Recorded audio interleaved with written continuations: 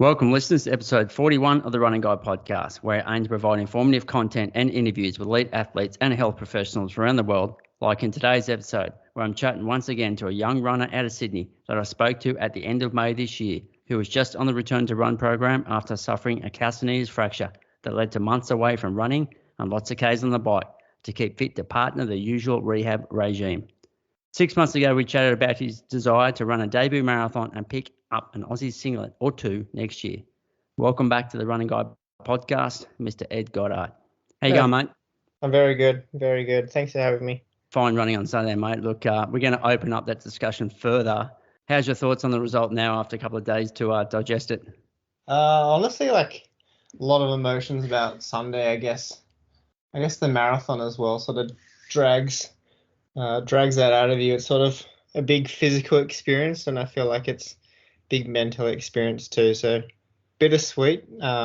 Obviously, I'm proud of how I ran, and I really had fun, and I enjoyed the race. I just wish I could have closed it out a little bit better when my legs sort of cramped up. I've never really felt anything like it, where usually in a 10K or a 5K on the track, you can sort of will yourself through, but it was hard in the marathon. Like, honestly, you go from running like low 3-minute Ks to like who knows what, and just trying to lift your legs as high as they go. So I just wish even a K later, I think would have made a huge difference. That's running, and I'm keen to do another one.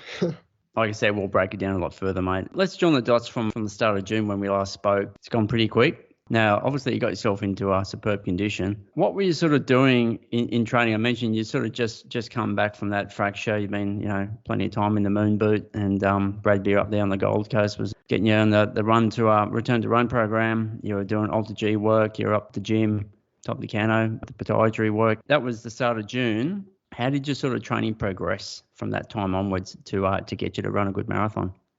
Honestly, it's been a bit of a roller coaster. It's been fun. Like, I've enjoyed the process a lot, and I've never actually come back from an injury before, because that was my first injury. It was sort of eye-opening as well to see A, how fast you can get your fitness back, and B, sort of all the intricate things you can do to help and I guess get better and tune your body more accordingly to deal with the stress and the demands which you put on it. So I guess in June where we left off, I started a lot of gym work with 4D. Actually, just to refresh, how long were you actually off completely from running, and how many weeks did you spend in a moon boot? So it was 6 weeks in a boot. Yep. And then lucky enough to have access to an Alter G. Yep. So built up on that. So for how many weeks off running on the road? Off running on the road, quite a few. I did. I mean, even now I still use the Alter G, and significantly for my prep I used it just because I think it's quite a good tool to be able to run but lower the impact. So I guess it was a gradual wane off it. But so when you're training on it now, just to reduce that load, what are you just running at 85%? Like if I go on it, I run at sort of probably about 70%, because I guess like I don't see much point in going on it and running it at 85%. Like, it's not that much of a change from outside. Like, you might as well jog on grass, or like if I go on, and I guess I'm going on with the purpose to reduce impact from my legs or protect the body. Like, I used it so much for my marathon build. Like, honestly, like, don't think I would have been able to toe the line on Sunday without it. Okay. It's just after I spoke to you last time, my second COVID vaccine, I had a bit of a side effect too. A few days after that, I was out for a run. My heart rate hit 220 on an easy jog, and then did that once more. And I saw a cardiologist and had to get some tests done. And I was lucky there was no long-term effects, but coming off the back of that, a sort of bit of the inflammation from the body's sort of immune response was enough to sort of push my body over the edge during a marathon build, and I got a bit of compartment syndrome in my calves. And then I was kind of faced with the task: do I take some time off, or do I try and push through on the Alter G, risking injury but also still allowing myself to run? and so that was sort of my dilemma, and I pushed through, which was painful. So that tachycardia response that you got, that was from the jab? I assume so, yeah. Yeah, because I remember when my son got his second one, he's a few years younger than you, but they basically said he's in the high risk category having a heart response to it. So they said, you'll know if it happens because you'll actually feel your heart, it'll feel differently. Yeah, so it's interesting you got that. Yeah, no, it was weird. I had sort of chest pains for a few months. Yeah, no, a few okay. runners who had similar things as well. Pretty crazy. But I guess coming off then getting on the Alter G to work the calf issue, and that took about 8 weeks to get through that.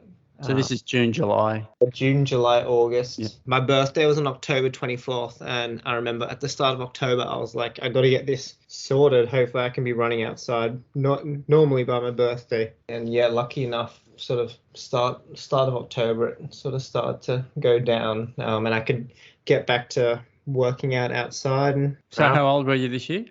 I turned 24. You headed back over to New York there to IONA, isn't it? The college there you used to. What was the purpose to head back over there? Honestly, just like I'm a big believer in sort of make the most of your opportunities, and I didn't see a way to get over there with the whole quarantine rules going and coming back without having to spend sort of a significant amount of time over there. The things sort of opened up. I actually remember, funny story, I was doing my long runs on a Monday, and I did my first sort of marathon distance run on a certain Monday. I ran about 3:45s, I think, for the marathon, and I finished, and I felt so good.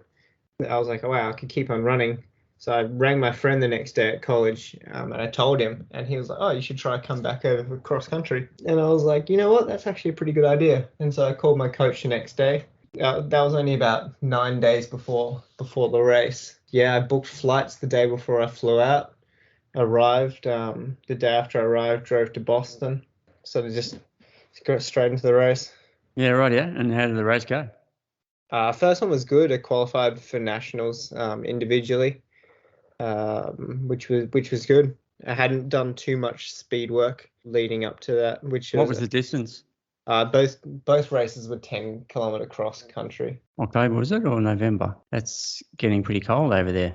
Yeah, no, it was. Boston was has the potential to get pretty cold. We were lucky it wasn't too bad, which was good. And then nationals in Florida as well was pretty hot and humid, which is what I'm used to. When you were studying there, you raced for IONA, but you're still able to go over and race for them even though you finished up your studies? Well, I was doing an internship just online. Okay. Just to round out my degree, so I was still eligible, but yeah. So how long were you away for? 2 weeks. And I got back about, was it a week and a half before the marathon? Oh, really? Well, geez, there's a lot of questions there. Like everyone's saying, and so they should be. I mean, it's just such an awesome debut marathon. So have you actually watched the feed on YouTube to actually see any of the footage? I watched it back yesterday. Yeah, there seemed to be, a bit of the consensus going around that, if things sort of go a bit pear-shaped, they were giving you a huge pat on the back for how well you were doing. As the case kept ticking over, you kept hanging around, you weren't going anywhere. 2:15, it's something everyone dreams of in the debut marathon, and considering the 6 months you've had leading into it, that's even better, isn't it? So yeah, no, honestly, it's a big confidence booster as well, and I think I've got some sort of clear things I can definitely improve on for the next one as well. I know I can turn that 2:15 into what I believe I can run a qualifying time. So who wrote your program for the marathon? My coach is Gavin Barron, and we sort of write it together. Yes, when I was in America, I was under Joe Pienta. I take some creativity myself. Well, it was pretty successful when you look at it. Yeah, for sure. You mentioned you were on the Alter G, even in the build up all the way up to race day. That was, I mean, obviously you're coming back from that fracture, you got to be cautious of that. Were there any sort of adjustments made? So was running on Alter G, was that just because you felt there was benefit even if you hadn't had the calcaneus fracture, or that was mainly because of that and you're worried about it sort of coming back and biting you? Or I mean, honestly, like getting back on the Alter G really was with the calf issue after the okay. The reason it's pretty annoying when those calves get really tight like that, because it can obviously, as you know, it can lead to other issues. Yeah, I was I didn't want it to turn into anything bone spread. But yeah, no, it is. like, I don't know, I've raced before and had super tight calves after, but this was on another level. Feel like they're going to pop out through the skin. Yeah. So was Brad still helping you in the latter periods of your program and the rehab? Yeah, no, Brad's been super helpful. Yep. Brad Beer, he was really good. And honestly, like, I like to sort of include as many people as I can, I guess, in my network as well, just because it's super helpful. Like, so working with Brad, working with 4D and my physio Ken, working with Jess Rothwell, nutritionist, working with all my sponsors, and sort of you get this sort of support network around you where you've got people holding your interests at heart, and I feel like that's super valuable. And that's sort of my advice as well to up and coming runners or people wanting to take running more seriously. It's sort of build your support network, because those are the people that sort of have your best interest at heart, and they're the ones who are going to help you through the tough periods. Yeah. I was going to add that in if you didn't, but yeah, obviously, yeah, certainly when things aren't going right, they're the people you rely on, and it certainly shows, how much faith they have in you when they're still, got your back when things aren't going well.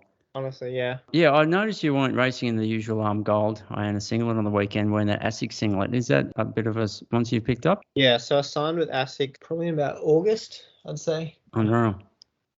Which they've been really good, especially with their new the Meta Speed Sky, the marathon shoe. It's great. And I think that's kind of the deal breaker these days as well. Like, as good as any brand sort of daily trainers and joggers can be, you got to have that top end racing shoe. So I'm glad I've been working with Asics, because they can sort of provide me with that, which is super valuable. And you were wearing Asics shoes before that deal, weren't you?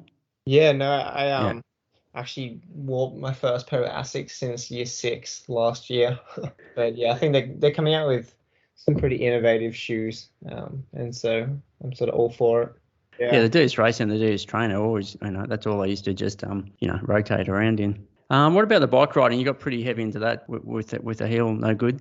Did you maintain that, or did you jump on the bike every now and then for a bit of cross training or fitness, or you just stepped right away from it? So basically, with the Ultra G, and even when I was finished on the Ultra G and sort of rotating it around through sort of October, November, I started trialing this thing where I wouldn't double, I would do sort of a long run most mornings.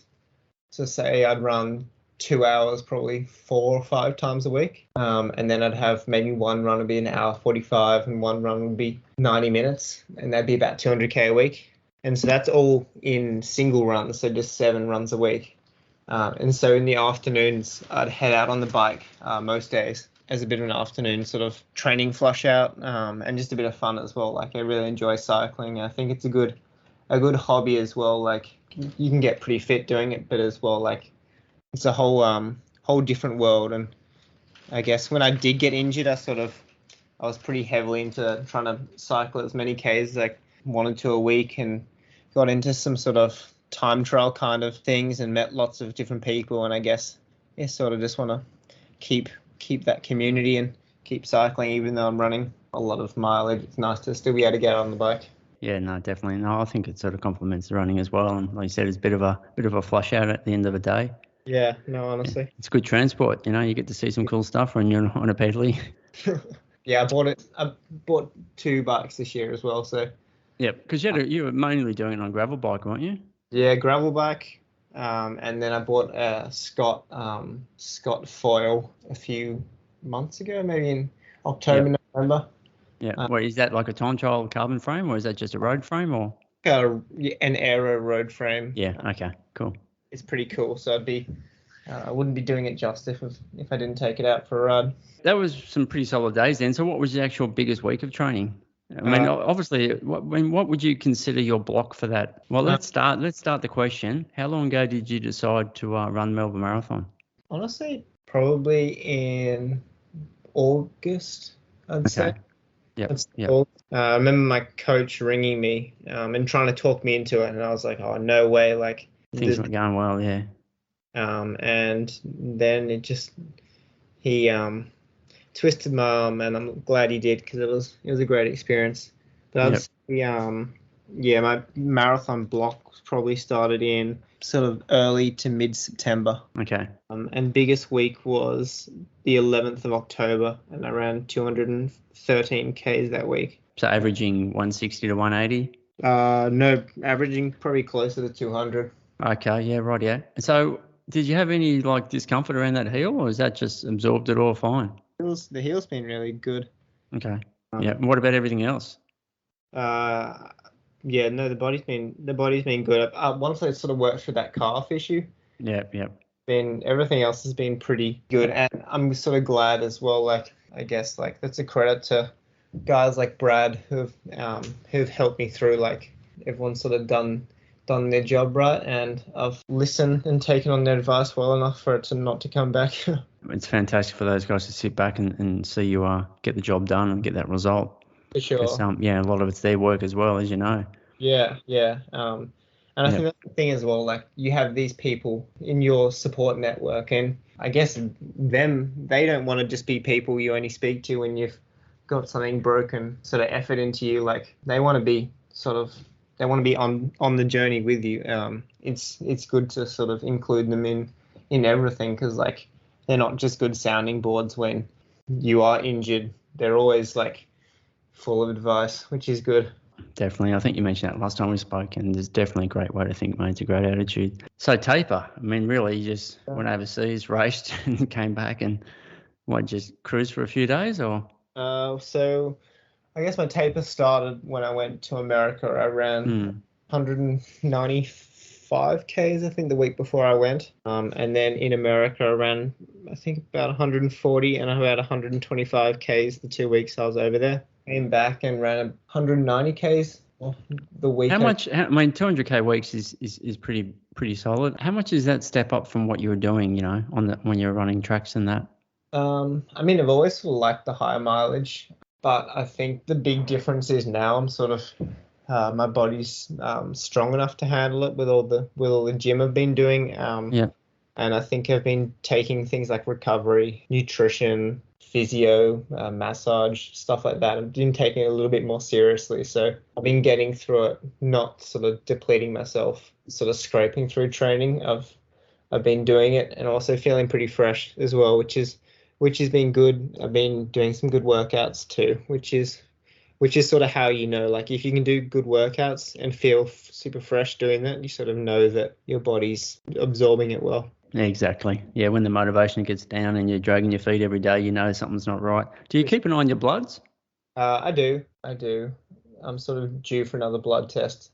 I didn't want to get one just before the marathon because I thought anything's wrong, but if anything was wrong, you just don't want. You can work against you. They say you're low on iron or something, and you think, oh, you know, that's why I feel like crap. So, no, you're right. Yeah. Definitely not a good idea for their head.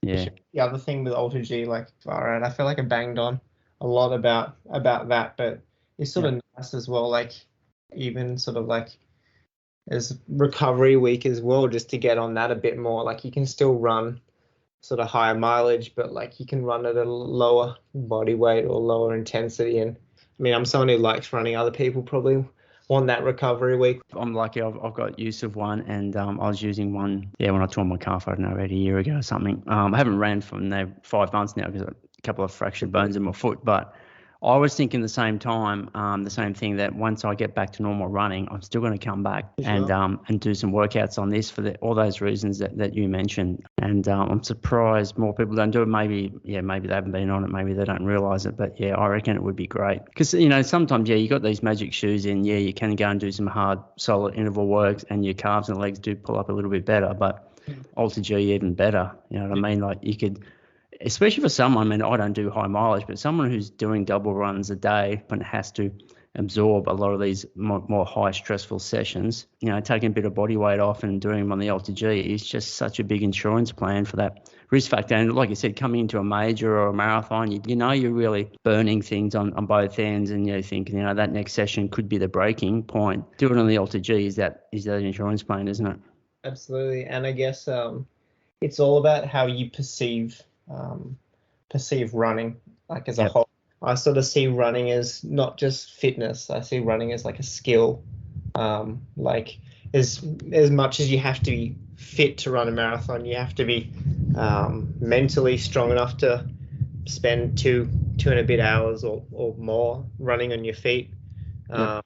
You have to be skillful enough to be able to hold a good form and run certain Ks, and you sort of have to have that headspace and mentality where when you do get into a race and you know what you're expecting your body to do, you just sort of have to almost get into that Zen state in a race where you just start ticking out Ks, and you tell yourself that this is what I've been training to do, and then you sort of set and forget and go as well. To do that first time usually takes a while to get them right. We're going to start breaking down the race in a sec. Were you sort of feeling nervous in the days leading in? You know, what sort of may happen and how your body would sort of deal with running, quick for over 2 hours? Or were you just more excited and confident that you were going to do it? Honestly, I wasn't too stressed about the marathon distance because I know like a lot of people do tell you, oh, the marathon's super hard, like you're going to start hurting at 30 Ks, and the rest is just mental. And then people tell you horror stories, or you see people sort of race in world champs and capitulate, or DNF and stuff. And there's a lot of that like around the distance where it's almost people speak sort of fearfully. But I think going into my first one, it was sort of nice because it was almost like ignorance is bliss. I didn't have any sort of prior experience of racing that distance, and so I sort of went into it pretty chilled. I mean, the most sort of stressful thing in my head, or not even stressful, is just like knowing you have to run 42 Ks pretty fast. Things can obviously go wrong, but like, yeah, if you've been training it well enough, yeah, I think you can believe in yourself, and I think that's a good headspace to be in. Did you have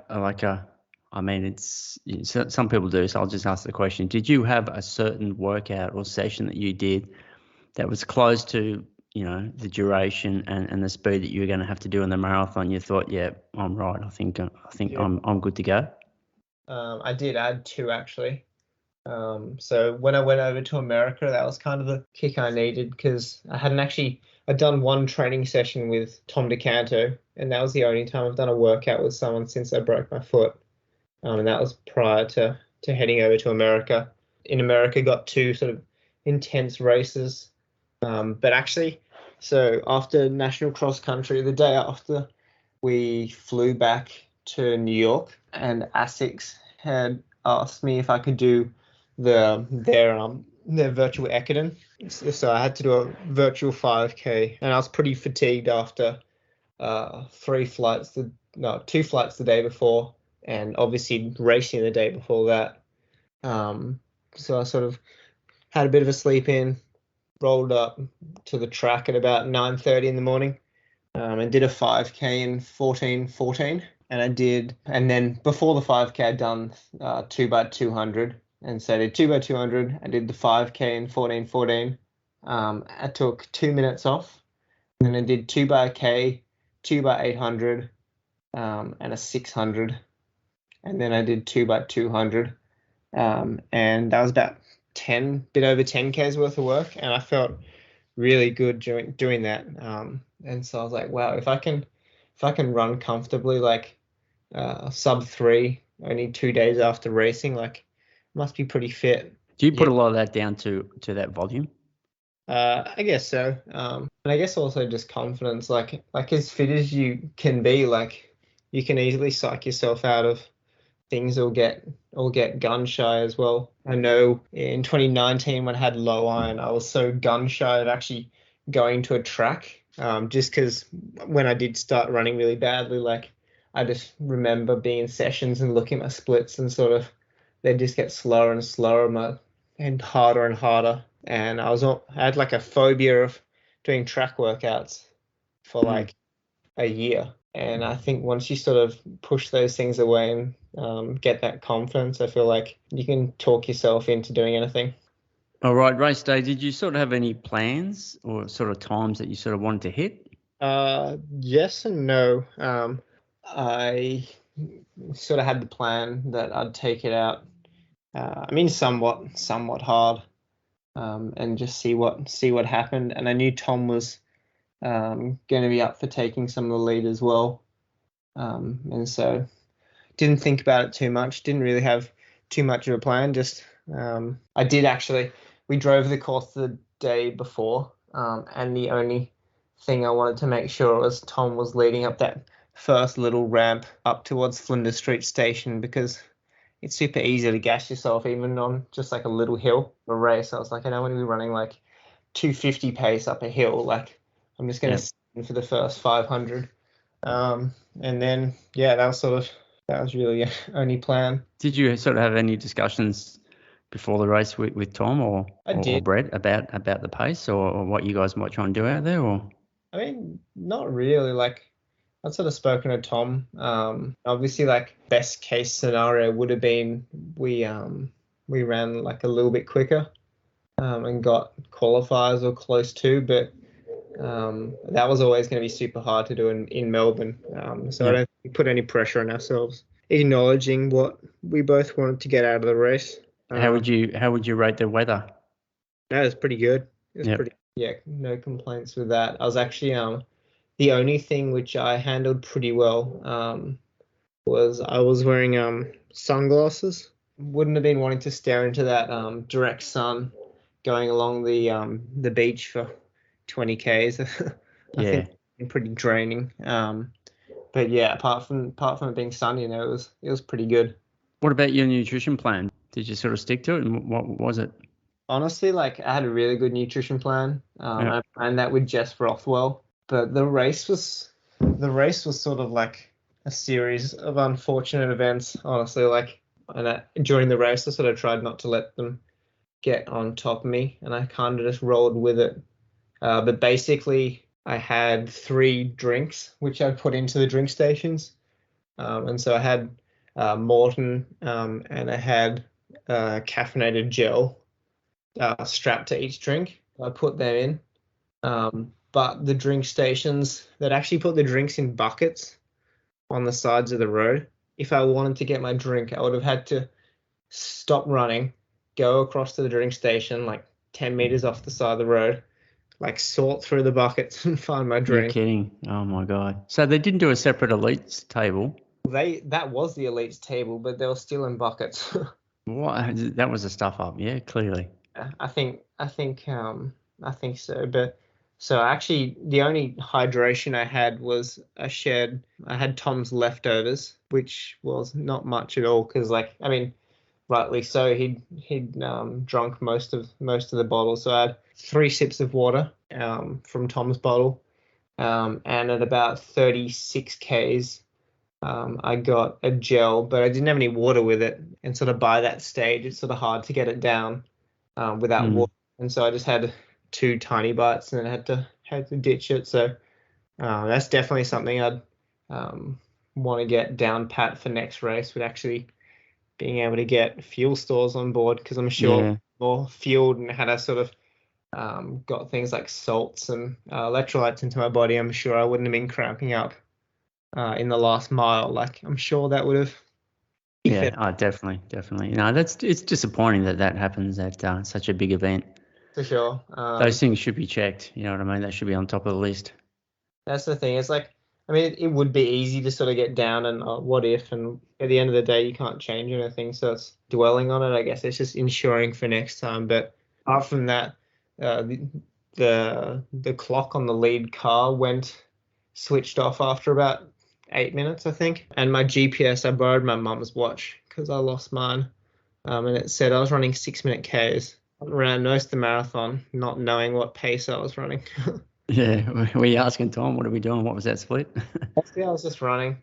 I sort of to feel, and I mean, that was fine. And it was kind of like, once we sort of got through the half marathon sort of 25 Ks, and we were still a pack of 4, I knew it was not going to be a sort of grind the others into the ground. I knew it was going to be more it was going to take some surges. All came in the latter half. Yeah, I was going to ask, like during the first half or 30K, were there any times that you sort of felt uncomfortable and a little bit, questioning whether you could go the distance? Or was it the opposite, where you maybe thought of should I actually put in a bit of a surge here, or was it just stay with these guys and wait for the surges to come? Like, what was your mindset? Honestly, that's pretty good. I know at about 24 Ks, Tom was like, "Oh, do you want me to lead?"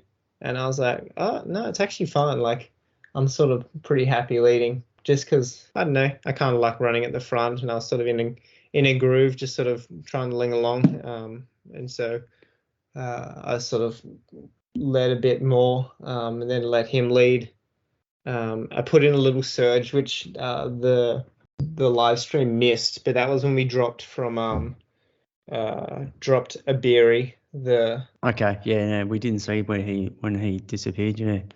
Yeah, so I put a bit of a surge on going into Fitzroy Street, and then Brett put a bit of a surge in at about 33 Ks. But honestly, like until the 10, I just remember thinking like, damn, the marathon's not actually that like hard. Like I thought it was gonna be a lot more challenging. I was kind of just like enjoying the fact that I could sort of, I don't know, it was a pace I was very familiar with, that sort of like tempo pace, and I'm sort of comfortable running in that. And so until sort of my legs started to break down, like aerobically, I felt pretty good. No, it was awesome to have that live stream. I stumbled across it, and it was awesome to have it. But there was a little bit all over the place. So sometimes things were about to happen, and then they go to an ad, and obviously the girls. We didn't see much of the girls. Sure. We saw that, the closing stages of the half, which was good. So there's a lot we didn't see. There was a climb up past the shrine there, and I think Tom was on the front, and then that was shortly after that he sort of dropped off the back, and I think maybe that climb stung his legs a little bit. Would that be right? Yeah, I think the uphill sort of stung him. There was a little bit of a surge going down Domain Road, I think it's called. Then there was a short little uphill, which I felt pretty good getting up, but just by the time I got to the bottom of the downhill, like my legs just got super beaten up by just that downhill running. Also, another thing the live stream missed, which would have been kind of funny to watch. I put my foot down one of those drains. Oh no. About 14 Ks and rolled my ankle. And then when it comes back to the live stream, you can see Tom and I having a bit of banter about that. It was a bit of deja vu, mate. It was to the day, one day out exactly a year ago when you guys were out the front in the Launceston half, mate, and you guys all finished in the same finishing order. Did that sort of come, when you're, out there, with Tom and Brett again, you're thinking, hang on, we just did this a year ago and I'm going to change the positions that we finished back then. But did that race actually come back to you? I mean, a little bit. I think the first time it sort of did hit me, I was like, I had assumed there was just going to be three of us out the front. And so when the fourth guy was there, it was sort of, I feel like in a race, you can let things become stressful or you can just roll with it. Because like, had there been three people, it was like, okay, well, there is three of us. Obviously, we're racing each other, but we're also, if we get to the finish line, like guaranteed to get a decent payday as well. So having that fourth guy in it sort of a Russian roulette kind of style. I mean, obviously, like it would have been nice to turn the tables a little bit, but I mean, Brett and Tom, like I look up to them both like a lot. Like they're both at the top of their game. Obviously, like it'd be nice to beat them, but like I'm not too fussed either. Like I know my time will come. Yeah, we certainly duelled with them for pretty much the whole way, mate. So it was a superb effort. I had a look again at the coverage a couple of hours ago, and I was just had to remember exactly where it started to break up. And as I mentioned, Tom sort of dropped off the back there after that Shrine Hill, and then there was a stage there where you sort of picked up a drink and you chucked your sunnies to look like just a marshal on the side of the road. And it was at that time, it was on a slight incline at that time where Brett sort of, I don't know whether he sort of took advantage of the situation and saw that you sort of lost your rhythm mucking around with that stuff, or whether he was just putting a bit of an effort regardless. But that's when he pulled away and went on to win the race. So can you remember that moment? Yeah, so 2 Ks to go. My legs just started, I don't even know if it was cramping, but it was like just that space above the knee just felt like it had locked up. And I feel like, when you run with an injury, so say you're running like 4-minute 20 pace on an easy jog, and your body's feeling amazing. Like you feel like it's a I don't know, 3 or 4 out of 10 effort.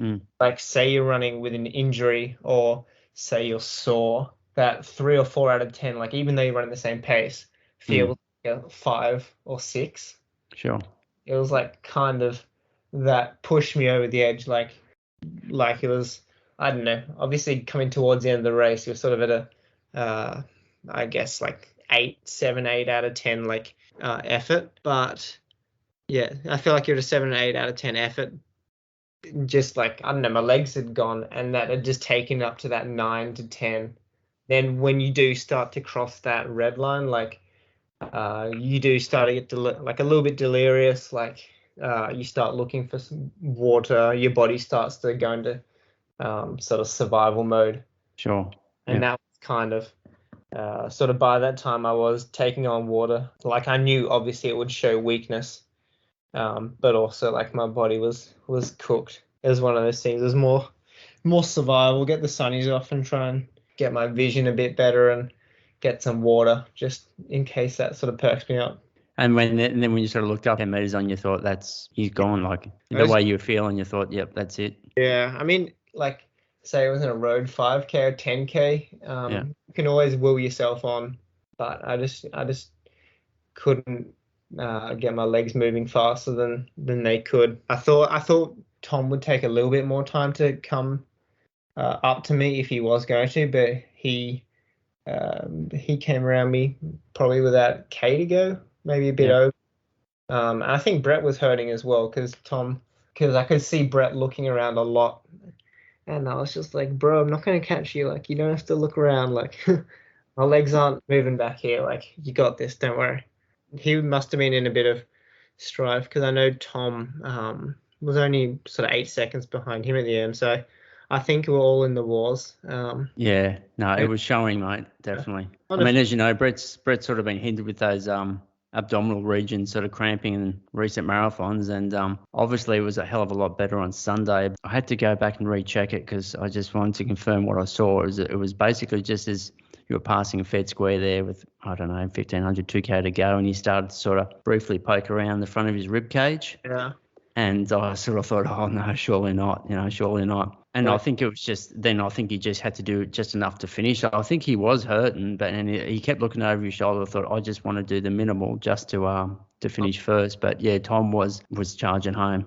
Yeah, no, I think it's funny, like Tom, Brett and I, like it seems to be just like annual December meeting where we try and bury each other in the ground, and both times so far Brett's come out on top. But I think we all have a lot of respect for each other, and I think spending 2 and a bit hours like running as fast as you can, putting surges in and stuff, I think you do sort of get a little bond and I don't know, a bit of a connection. I think it's kind of a cool experience to go through with those guys as well, because I don't know, there's not that many times in life where like you're hanging out with someone but also trying to inflict pain on them, but also trying to get them to help you and trying to work off each other. Like it's almost like a game of chess. Yeah, just like troopers in battle together. Literally. For the same cause. Yeah. No, it was great to watch, mate. It really was. Got some bigger goals for next year. Such as, let's talk about that. Have you picked out a marathon in the first quarter of next year, maybe in Japan or a big major, or what are you thinking? Got a few on the cards. But it's just and so is it hard? Is it hard to get into them, or? I mean, I'm not too sure. I got a bit of help. So February I will be racing a marathon somewhere in the world. Yeah. Okay. Or which exact one? But so yeah, February race a marathon. In March I've got World Uni Cross Country. Okay. Yeah. Where are they? In Portugal. Oh wow, awesome. Have you been over that side before? Not to Portugal, no. And it's kind of like, I mean, it's not like the biggest major but also like, I mean, it's a great opportunity to like travel with your mates and race in a country you wouldn't usually go to. And like the competition will be really good over there too. Yeah. What month's that? In March. Okay. Yep. So they're kind of the goals. I mean, ideally I'd have run a qualifier in February, and so I won't have to chase that anymore. Yeah, it's a pretty, I don't know, what is that, 8-week turnaround or something? It's pretty quick, isn't it? Yeah, I mean, my body feels pretty good. Like, Yeah. I jogged every day since the race. Yeah, and I mean, the first day I was a little bit sore. I mean, yesterday and today I felt pretty good. And so I don't think I need too long to get until I get back to things. I enjoy your Christmas, mate. Have a few extra beers. Come on. I'm sure Brett can shout you a beer. Did a bit of work. I mean, he got a good payday too. That was the other Yeah, no, it's great to see. It'd be great to see that all you guys turning up to some sort of big domestic marathon like that every year, and honestly, yeah, getting some good cafe money. yeah, it's I mean, next year, like, hopefully it falls in hopefully one of the domestic marathons sort of fall in the scheme of things. But I mean, there's world champs, there's Games, there's world half marathon, there's world uni games, there's so much stuff on next year as well. So it's like ideally, like, I could do it all, but I mean, that would be a big ask. So Yeah, gotta just gotta play it by ear and roll with the punches. yeah. It'd be nice to run that to 11:30, wouldn't it? Just to definitely know you've got it. Yeah, I mean, I feel like I mean, I don't want to pump my own tires up, but like, I feel like good position to do that.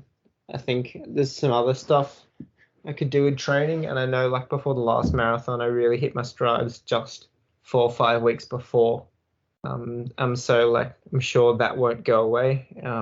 8 weeks, I think, if I do pull up pretty well, like, I think that'll be to my favor. What would you prefer, Com Games or Worlds? I'd probably rather Games. Watching Michael Shelley when I was in year 11 win the marathon at Games, like, Yeah, was like the coolest thing I'd seen a Australian athlete do. Love to, like, follow in his footsteps.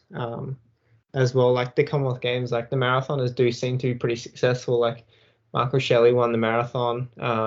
Jess Trengrove, she's done so well as well. And so I think it'd be fun to be competitive in a major marathon, because the world champs, I mean, like, I don't know, Australian marathoners have been less successful at. I think it'd be nice to sort of do the Games, which sure. every years, and then have a crack at the Worlds in Hungary next year. And World Cross, what's happening with that? Is that being canned again for Bathurst next year, or? I think it's in 2023 now. I remember seeing something a long time ago, but I've forgotten what the details were.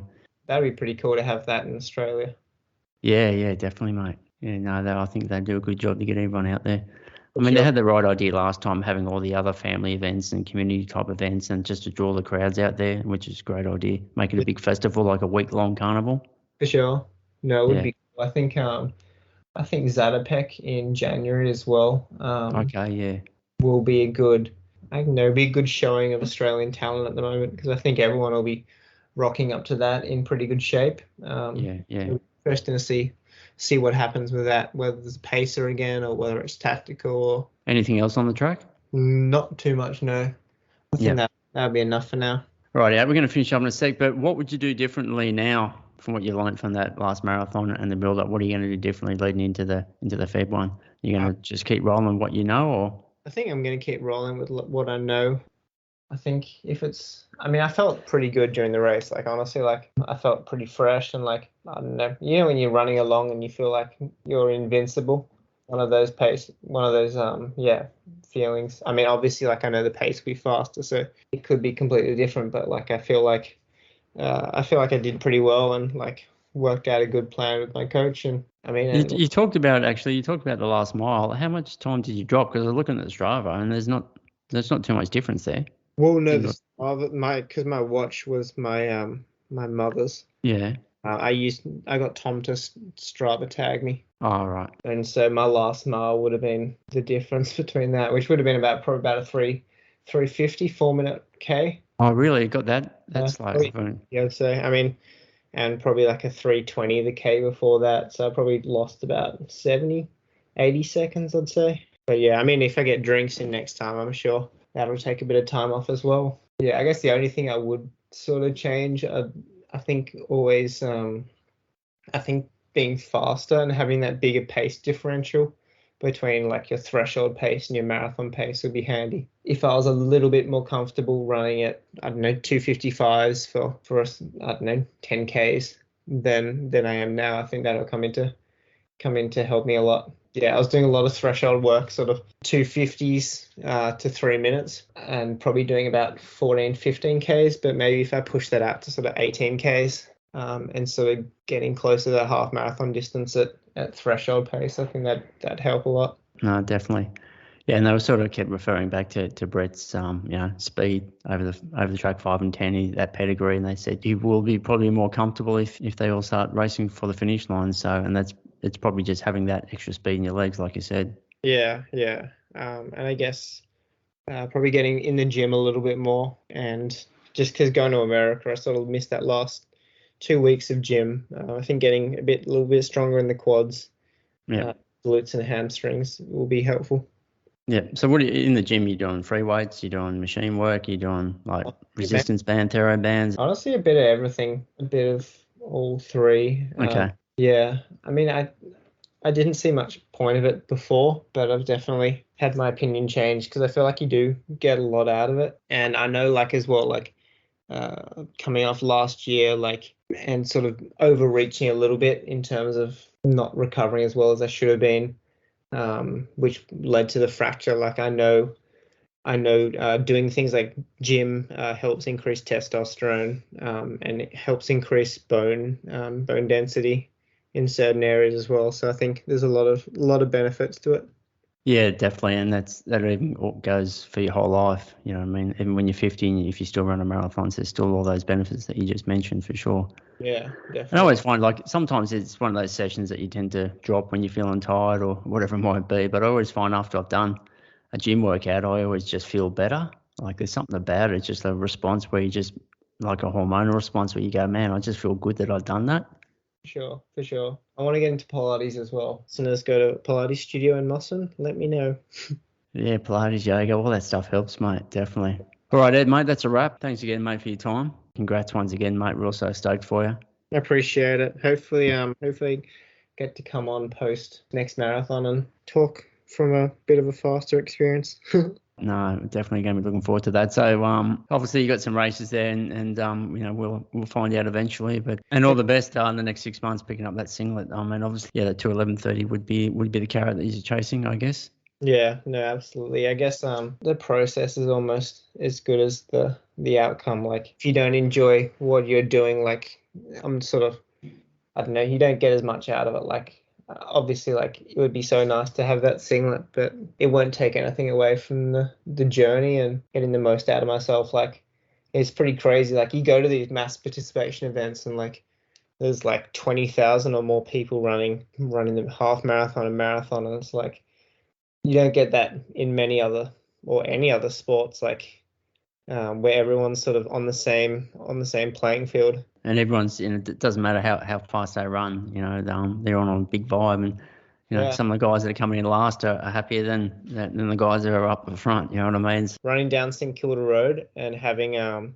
was almost like parting the Red Sea because you had all these runners coming towards you. That was the only thing I was super stressed. I'm not super stressed. That's an overstatement, but I was worried if there was a big surge just before there, if someone did get a gap on someone else, because you had all these runners coming towards you, you sort of had to be behind that lead car, sort of parted the sea of people coming towards you. But that was crazy, having all those people cheering for you as they're on their own journey, which is pretty. Yeah, right. No, it's a great sport, mate. It is. Mate, it sounds like you got yourself physically and mentally in the right space. As you mentioned before, you surround yourself with a good team, mate. So that's really good. And stoked to hear you picked up some sponsors. Yeah. Certainly helps, mate. It's a lot for sure. No, it's good, mate. And characters like you and the mates that you run around with up there help building the profile of distance running, mate. So yeah, thanks again. I do. No, thank you very much. All right, mate. Look forward to talking post 2:11:30, mate. Yeah, absolutely. And all the best with your recovery as well. I'm having a ball doing other things, mate. I'm finding there's other sports out there besides running, mate, so I'm all good. All right, Ed. Thanks, mate. Have a good one. Cheers, mate. Bye. Bye.